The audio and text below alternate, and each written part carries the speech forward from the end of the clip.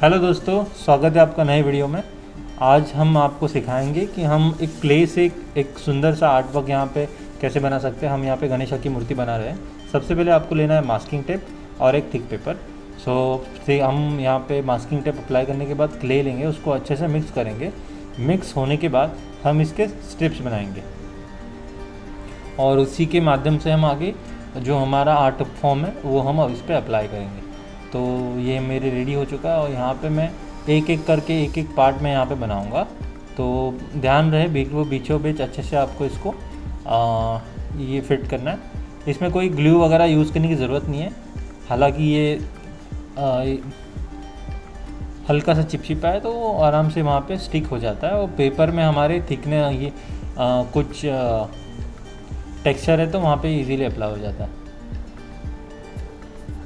तो यहाँ पे एक एक करके मैं यहाँ पे एक एक पार्ट बना रहा हूँ। काफ़ी इजी है, कोई भी यहाँ पे अप्लाई बना सकता है ये।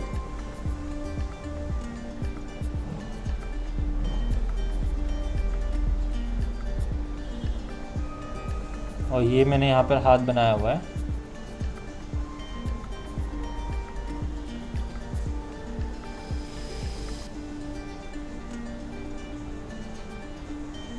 तो ऐसी एक एक चीज़ करके आपको यहाँ पे अप्लाई करनी है, हल्के से धीरे धीरे।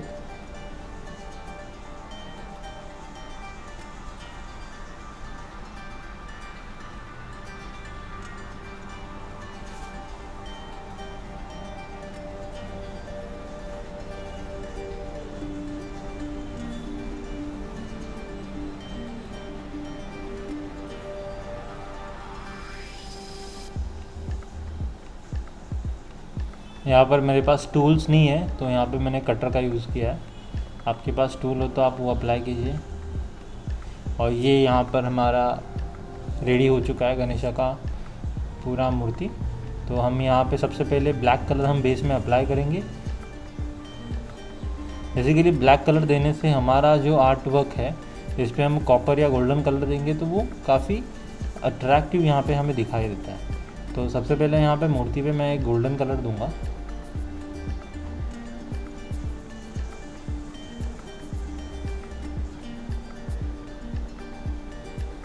ये कलर अप्लाई होने के बाद हमें यहाँ पे और एक बार सेम कलर अप्लाई करना है। इसके बाद हमें जो बैकग्राउंड है उसके ऊपर हम कॉपर कलर अप्लाई करेंगे।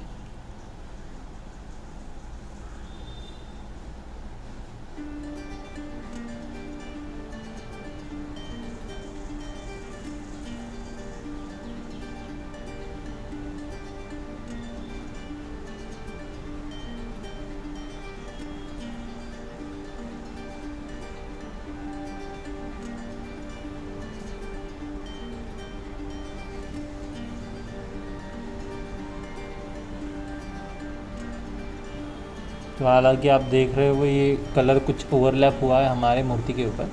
तो ये जैसे ये सूख जाएगा उसके बाद हम फिर से एक बार गणेशा की मूर्ति के ऊपर गोल्डन कलर हम यहाँ पे फाइनल टचअप में अप्लाई करेंगे।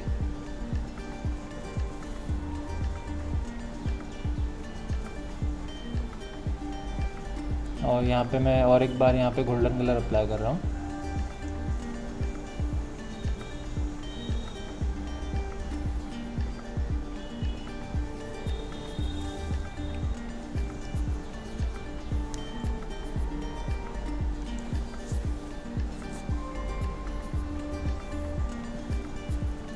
तो यहाँ पे हमारा कलर रेडी है ऑलमोस्ट। यहाँ पे हमारा पूरा ये स्कल्पचर रेडी हो चुका है और देख सकते हैं आप, है ना easy. Thank you so much for watching.